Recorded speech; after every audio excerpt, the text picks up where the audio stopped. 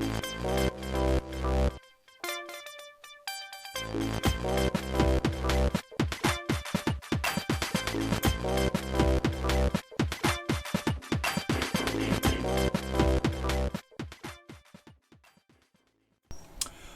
everybody and welcome to another video.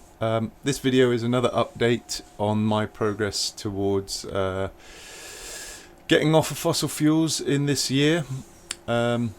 If you've been watching this series, you'll know that in my last video I left it at the point where we had just had Octopus Energy come, or not come in, they'd done a video call with me for me to sort of walk them around the house, and that was a prelude to for them to make sure that they were happy that it was worth their while coming out to do the full survey, which they were.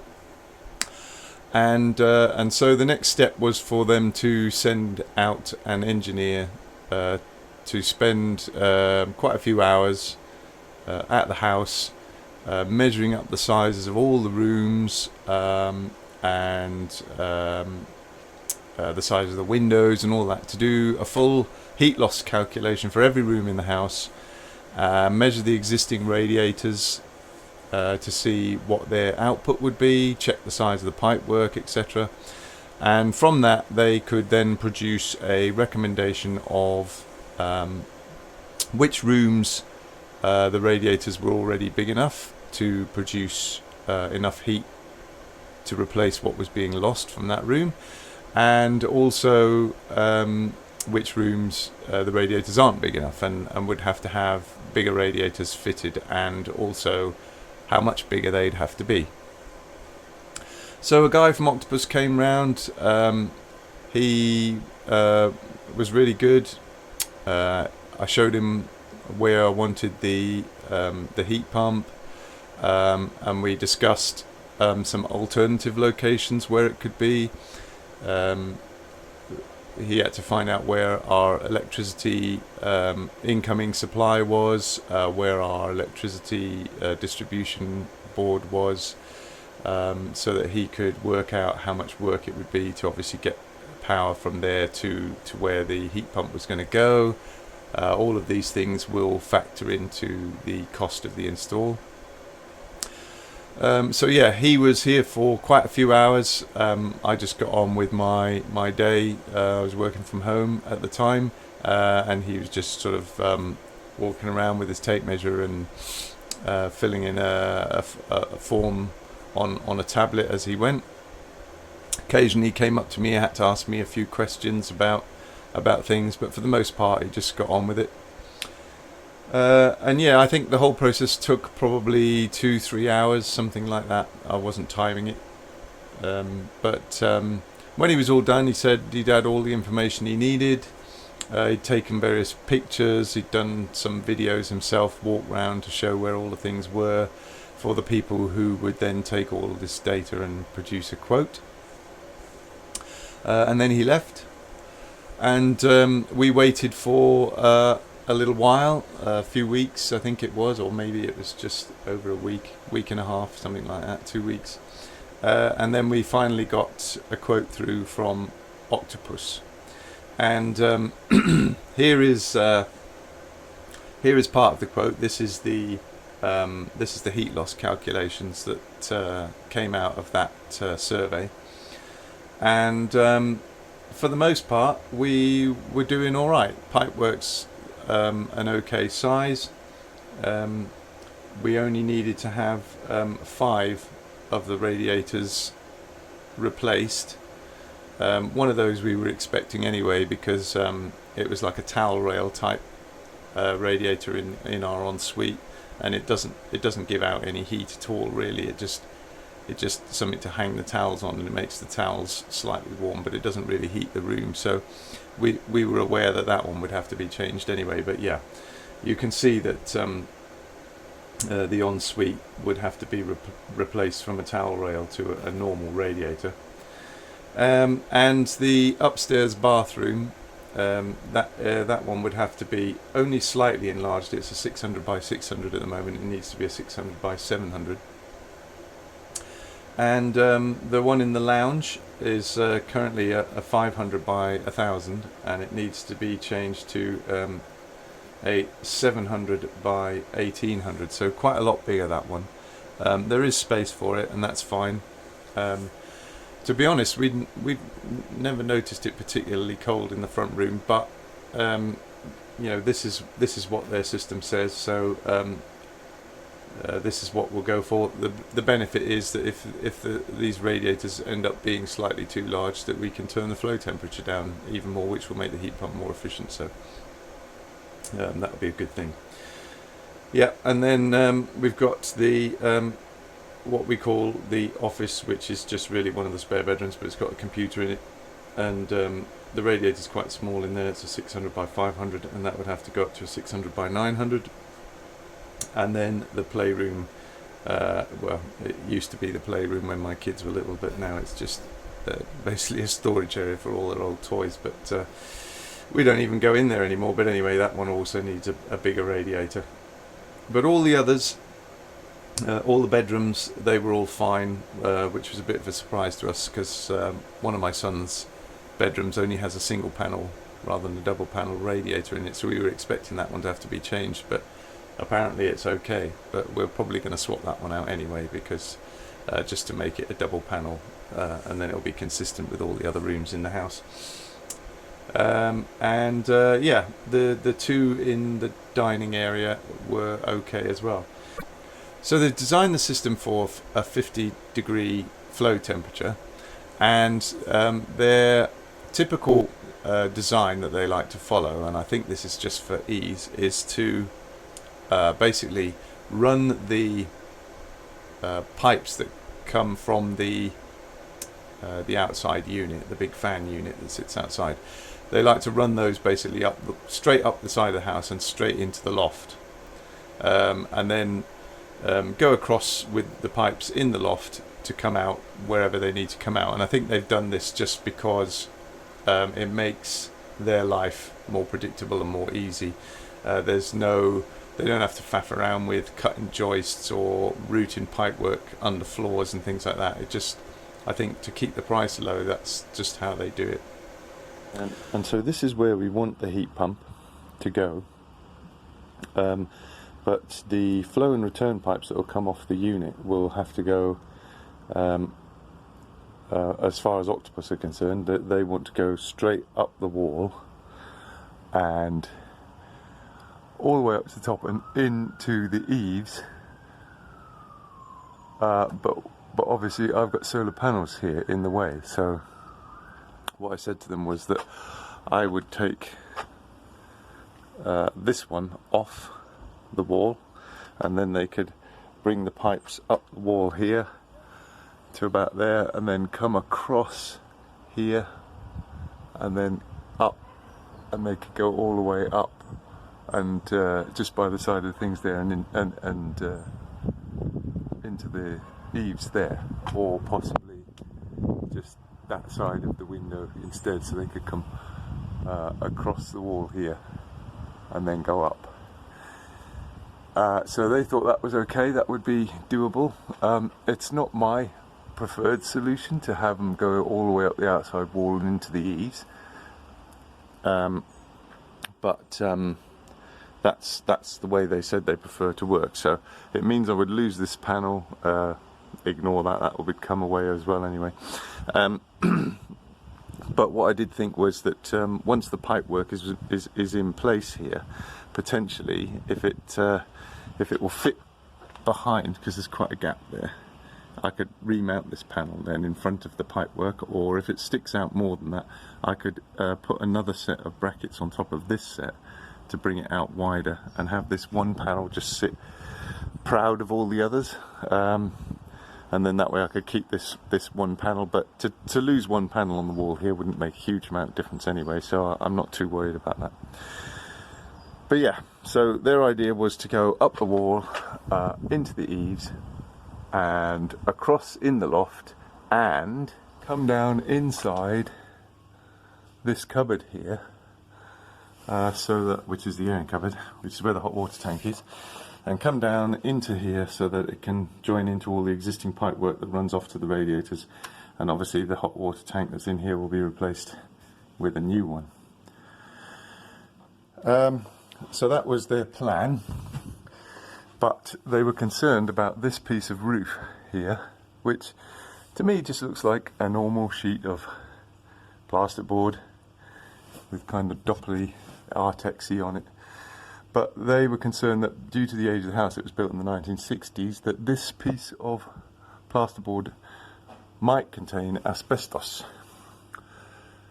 And so they want me to get a test done. So one of the things that I had noticed about running my boiler at 50 degrees, which is the temperature that the heat pump will run at, is that in the downstairs part of the house, pretty much all the radiators get hot except the really, really big one in the dining area, which is the most important one because that's going to provide the bulk of the heat for that whole sort of kitchen dining area. And I had put this down to the fact that one of the radiators in the house had a bypass on it that I'd noticed, and I thought that this bypass was the cause of why this radiator was not getting hot. So you can see with this radiator that underneath you've got your flow and return coming down here, and what happens is the water goes in on the flow and also out on the flow, and then the pipe goes back. So this confused me because I was thinking like, well, surely one of these should be connected to the return and it shouldn't all be connected together in one big loop. And so I thought this was the cause of our problems with not getting enough heat to one of the radiators, because I thought that the hot water was going, basically circulating straight round this system and going back to the boiler. It was still hot, and it was saying, oh, the water's coming back hot, which means all the radiators must be hot, and so I'll switch off. And in fact, some of the radiators still hadn't got hot yet, so I thought this is what was going on, and I was going to remove this radiator from the system completely and replace it with an electric one to hopefully fix the system. And these pipes go up, all the way up to the room above, which is my son's room. And so I got his floorboards up to try and disconnect the pipe. And then I noticed that under his floorboards, the radiator in his room was the same thing. It had like one pipe that had the inlet to the radiator coming off of it and the outlet from the radiator going to the same pipe, and so I was really confused. So here's your typical radiator system. You have two pipes. You have a flow and a return. So the flow is where the hot water comes down, and the flow will branch off into each radiator, and the radiator will fill with hot water. And then as the water in the radiator loses heat to the room, the cooler water will come out of the other side of the radiator and go down into the return pipe, and that's the same for all the radiators, and then that goes back to the boiler to be reheated. And so that's a typical two-pipe system. Now unfortunately what we've got in our house is a one-pipe system. Now this isn't very common. And it was done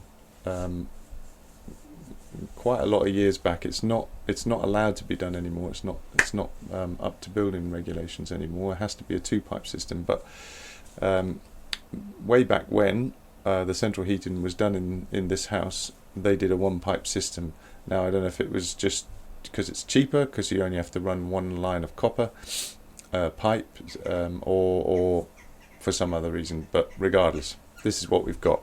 So what you have is just one pipe running all the way around the house, and basically the warm water goes up into the radiator, and then obviously the radiator loses heat to the room, the water cools down, and then the cooler water comes out of the radiator and rejoins the same pipe. and then obviously it goes on to the next one. So it means you just have one long pipe going all the way around the property and then back to the boiler. Now, I'll leave a link in the show notes to a video I found on YouTube about a one pipe system. That's how I found out about what it was, but because I'd never heard of them before, and in fact we've had plumbers around to do stuff, and none of them could figure out what was going on either. So it's not something that they've even encountered. So I think it's quite a rare setup. But anyway, the main problem, and this is what I believe is causing our problem, is that because the cold water rejoins the same pipe, what happens is if you've got a big chain of radiators like we have for the downstairs, the water going to the first radiator is at 50 degrees.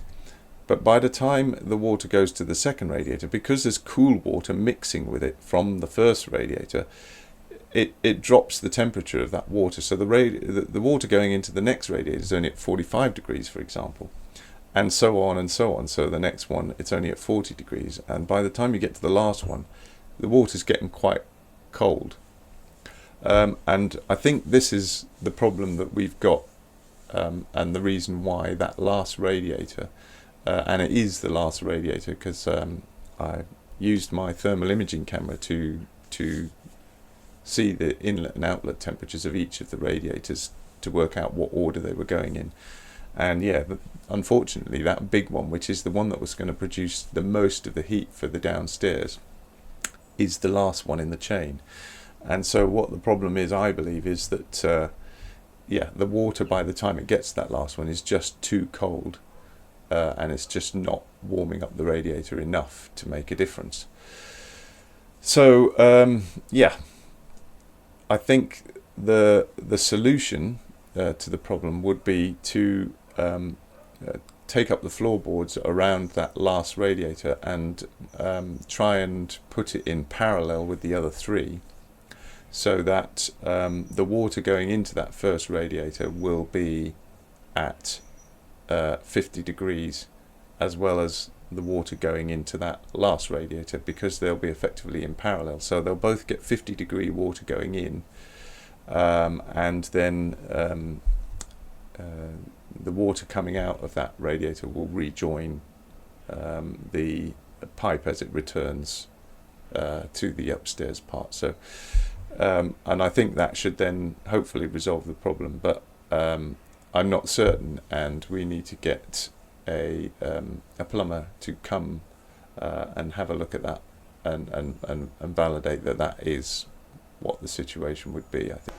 Okay, so that's where we are at the moment. We have got a potential problem with the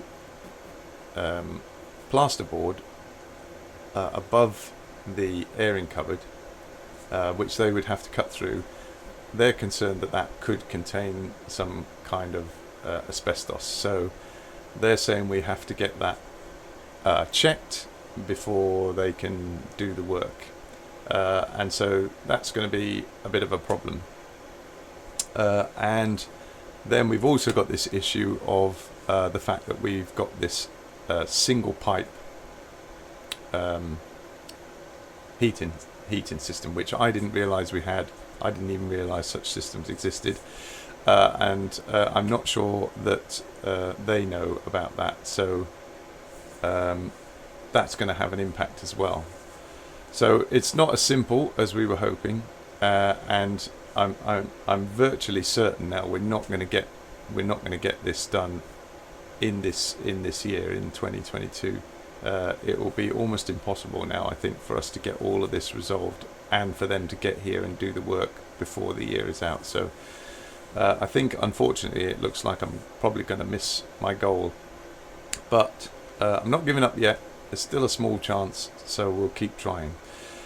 But as it stands at the moment, yeah, Octopus are going to be coming back out to do a new survey to look at an alternative route for the pipe work that wouldn't require them coming through the loft and down into the cupboard through that ceiling, and hence avoid them having to cut through the plasterboard and avoid the whole problem with having to get it tested for potential asbestos. So they'll be coming out in a couple of weeks' time to do this other survey, and I will of course update you all on the outcome of that at the time.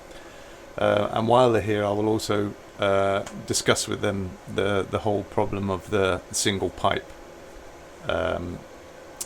radiator system that we've got, because unless we can do some kind of a parallelize that big one in the kitchen like I showed in my diagrams earlier, then I don't see how we're ever going to be able to keep that area warm, because it's the last one in the chain. There's just the water's just not going to be warm enough. The alternative maybe would be, if they can get into the pipes under the floor, that they could sort of reverse the pipes over, so the water goes through that downstairs circuit the other way round, and then it would effectively the big radiator would be the first one in the chain instead of the last, and that would probably be preferable. But I'm not sure it's as simple as being able to just sort of reverse the pipes over, because there might be sort of restrictor valves inside the pipes where they come off on a one pipe system. This is some stuff I've seen on YouTube, which I'll leave a link to, but it might not be possible to just swap them over. So I think sort of parallelizing that one would probably be the easiest solution, but it will require us having to pull up some of the kitchen tiles and cut through floorboards around that radiator, and where the flow and return pipes come downstairs from upstairs, to try and spur off of them and do all that sort of stuff. So it will be a bit of a faff, and like I say, will require us pulling up tiles in the kitchen and stuff, which we'll then have to sort of rectify afterwards. But we'll look at that again, see what they say when they come round to give us their feedback on this new proposed route for the flow and return pipes to the heat pump. So yeah, okay, I'll leave it there, and thanks for watching. Please do like, comment, share, subscribe. There will be another follow-up video obviously when I find out what's going to happen, but unfortunately, like I say, it does look like we're probably not going to manage to get it done in 2022. It's not been through want of trying, but sometimes things are more complicated than they first appear. I guess that's true of a lot of things. Okay, yeah, thanks for watching, and I'll see you all on the next video. Cheers.